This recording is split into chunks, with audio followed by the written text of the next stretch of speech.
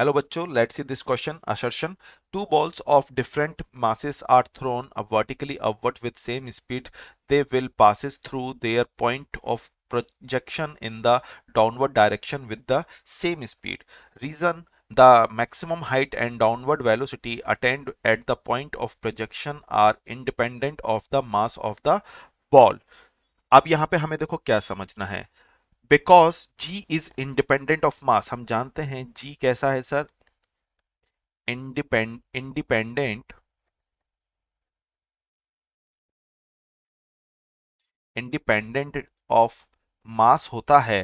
तो इसका मतलब क्या हुआ सर, जो हमारी जो हमारी वेलोसिटीज हैं वो सर मास पे तो डिपेंड करेंगी नहीं, क्योंकि ये पूरा जो का प्रोसेस है, टू बॉल्स, देखो यहाँ पे टू डिफरेंट मास की बॉल्स को हमने क्या किया, वर्टिकली सेम स्पीड से ड्रॉप किया गया, या फिर एक तरह से ड्रॉप नहीं बोलेंगे, नीचे की तरफ प्रोजेक्टेड किया है. तो हम यहाँ पे बोल सकते हैं कि यहाँ मासेस का कोई रिलेशन नहीं है. पूरी जो वेलोसिटी है, जो जब ये स्ट्राइक करेंगी, ये किस पे डिपेंड करेंगी, जब वो स्ट्राइक करती हैं तो वैल्यू रहती है अंडर रूट 2g h, या फिर जो वैल्यू चलती है अंडर रूट 2h अपॉन जी. तो ये जो डेटा है यहाँ पे कहीं भी मास का कोई इन्वॉल्वमेंट ही नहीं है. इसलिए अगर मैं यहाँ पे ऑप्शंस देखूं तो रीजन क्या कह रहा था, maximum height and downward velocity attain at the point of projection are independent of the mass of the ball.